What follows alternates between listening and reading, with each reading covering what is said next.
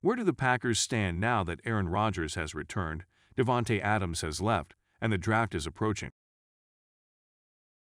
Green Packers viewers.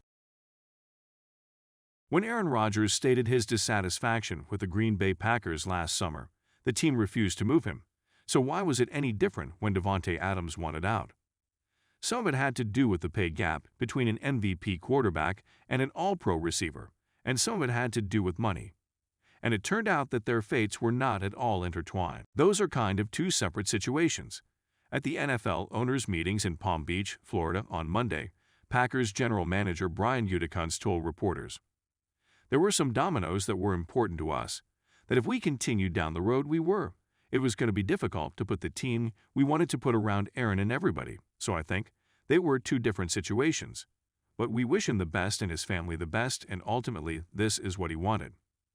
It was the first time Gutekunst or any other member of the Packers coaching staff or personnel department had conducted a news conference since Rodgers announced his return to the team on March 8 and Adams was dealt to the Raiders on March 17 for their first and second round draft selections next month. Rodgers agreed to a 3-year, $150 million contract extension. The contract officially goes until the 2026 season, but if Rodgers continues to play, the remaining 2 years will be nullified or renegotiated. "We'd certainly like to," Gutekunst said when asked if the Packers think this contract means Rodgers would retire with the team. "I think that's certainly one of the goals. I don't want to speak for him, but I think that was kind of part of the scenario we thought when we went through this process." Gutekunst has approximately $15 million in salary cap room, but he'll need half of that to sign the draft class. Gutekunst will most likely go there to replace the vacuum left by Adams and fellow receiver Marquez Valdes-Scantling, who just signed a 3-year, $30 million deal with the Kansas City Chiefs. While Gutekunst would not rule out the possibility of bringing in a free agent, I think we have some flexibility that if the right guy was available, we could get him. The draft is expected to provide the most of the money.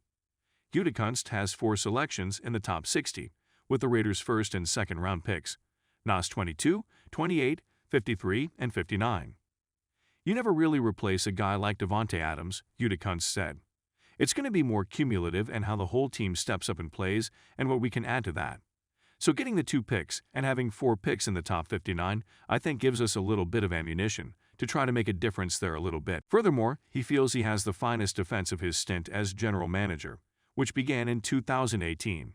He re-signed free agents Devontae Campbell, 5 years, $50 million, and Russell Douglas, 3 years, $21 million, as well as veteran defensive lineman Jard Reed, 1 year, $3.255 million. Outside linebackers Adarius Smith was released, although the Packers were forced to play without him for the most of last season due to a back issue. They'll also have all-pro cornerback Jaire Alexander returning after missing the most of last season with a shoulder injury. "I think you guys saw last year, as we grew as a defense, we had some really good moments where we made it really difficult on our opponents," Gutekunst said. "I think as a group, even with some of the injuries we had with Z and Jaire, they were really able to hold their end of the bargain up.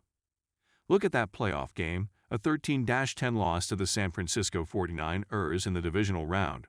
That was one of the better performances defensively that we've had in the playoffs in a long time. I'm excited about that group, seeing what coordinator, Joe Barry, can do with them in the second year, especially with some healthy pieces that weren't there last year. It will be interesting what we can add between now and September, but I like the group we have coming back." Kevin Safert of ESPN contributed to this article.